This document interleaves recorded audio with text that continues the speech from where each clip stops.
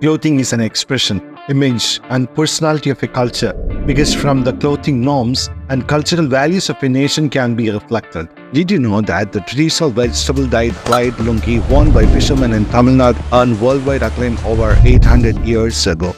International trade, certain unfortunate episodes in history, and the thriving fashion industry all played crucial role in transforming the simple striped fabric pattern from the ancient fishing town of Madras, formerly Madras, now Chennai, into a feature showcased at prestigious fashion events worldwide. India is one of the largest consumers and producers of cotton globally, and is a significant producer of polyester, silk, and fiber. In India, the apparel industry ranks as the second largest employer following agriculture. India's woven cotton textiles have a rich heritage, spanning thousands of years and reflecting diverse ethnic influences. India has been a significant contributor to the global legacy of cotton textiles. Since ancient times, Cuddalore is a seaport on the historic Coromandel coast, renowned for its diverse textile production, highly sought after beyond India's borders. It was situated within the South Arcot district in the Madras Presidency during British India. Certain villages in Cuddalore district like Vadipalayam, Pudupettai are involved in making of yarn-dyed cotton lungis in the present day. Considered one of the initial indicators of colonization, the Madras Checks were a common attire among South Indian field workers before the 1200s. These hand-woven fabrics were crafted from the tip skin of indigenous Tamil trees and featured a different pattern compared to the contemporary designs. They were intricately woven with intersecting horizontal and vertical bands in various colors, creating a unique cotton fabric. In the hot and humid coastal regions in and around Chennai, a delicate muslin fabric was cut into 36-inch squares and embellished using wooden blocks and vegetable dyes to introduce vibrant hues. These decorated squares were then fastened around the waist and worn as lungis. Various versions of the fundamental check or plied cotton material bore different names such as Lungi Rumal, Lungi Madras, Asia Rumal, Bandana, Real Madras Handkerchief, RMHK, Bleeding Madras, Injury, George Cloth, Indian Madras, and Madras Checks. These names denoted the usage in South Asia, Africa, Europe, and the Middle East, the Caribbean, and America, becoming closely linked with ceremonial practices worldwide. The Madras Check has played many roles in its journey from being the daily wear of fishermen and paddy farmers to the preferred attire of the vacationing, affluent Americans, and finally the icons of high-end clothing brands. The earliest representation of the black and white check cotton lungi from South India was depicted in a 17th century painting commissioned in Lisbon, Portugal. Southeast Asia had been importing this check cotton fabric since ancient times, as evident from temple murals. Traded to Malaya, this checkered cotton cloth held significant importance in various ceremonies. Men had to wear it wrapped around their waist before entering the mosque, and even today, it remains an integral element of the formal attire for the Malayan people. Initially, the checkered fabric was termed palikats, referencing Pulicat on the Coromandel coast where it originated. By the 18th century, the British named it Madras Checks, indicating transition in production to Madras. This checked cotton cloth reached West Africa through Portuguese maritime trade routes, possibly in the early 1400s. Interestingly, it served not just as a trade commodity but also played a role in financing the two major global trade systems, the spice trade as well as the slave trade. The general Indonesian term for these plate textiles, known as the kain palikat, too is related to pulikat on the Coromandel coast.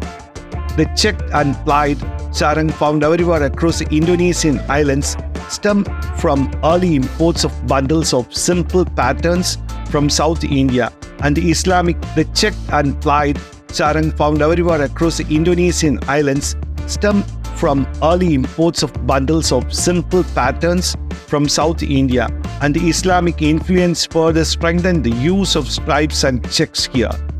Certainly, the plates were not initially crafted with a sense of fashion or style. However, In the subsequent centuries, these Madras plights made a significant impact on global fashion trends after reaching the Middle East and Africa. By the early 13th century, the plied lungi had made its way to the Middle East and Africa, transitioning from being a bottom wear to a headscarf. The Dutch colonizers played a pivotal role in exporting and mass-producing Madras checks, initiating its global spread. In 1612, when the Dutch arrived at Madras Platinum shows, they commenced trading the calico cloth, named after the cotton sourced from Calicut. Merely 14 years later, the British followed suit. Certain versions suggest that the Scots, acting as intermediaries between Indians and the colonizers, influenced the Madras checks. However, this pattern had been a hallmark of South Indian fishermen long before the British arrived, with numerous accounts negating this theory. Francis Day, who led the Tamil Nadu expedition of East India Company, stumbled upon this muslin cloth printed with vegetable dye.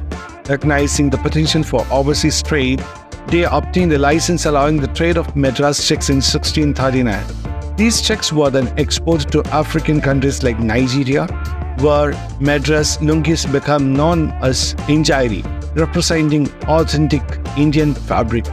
Despite the exploitative nature of the British trade in its colonies, injiri became a significant link for Nigerians to their ancestors, the spirit world, and their commitment to a fulfilling life.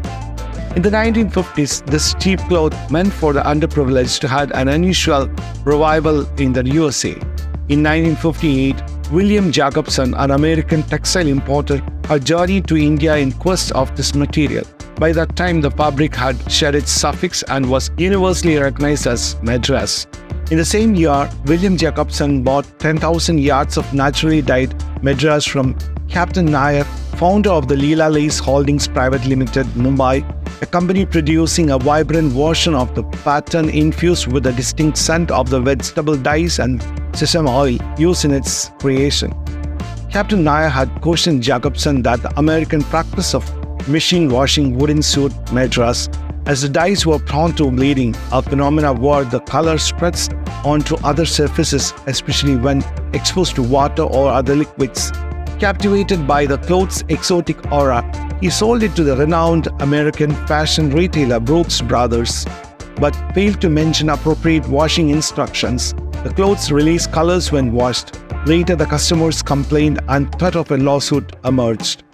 Later, Brooks Brothers arranged an interview for Captain Nair with the editor of 17 magazine, during which he crafted a story about a miraculous Madras fabric from India, exclusively tailored for Brooks Brothers in New York. In the subsequent issue, the editor featured an article titled Bleeding Madras, the miracle handwoven fabric from India.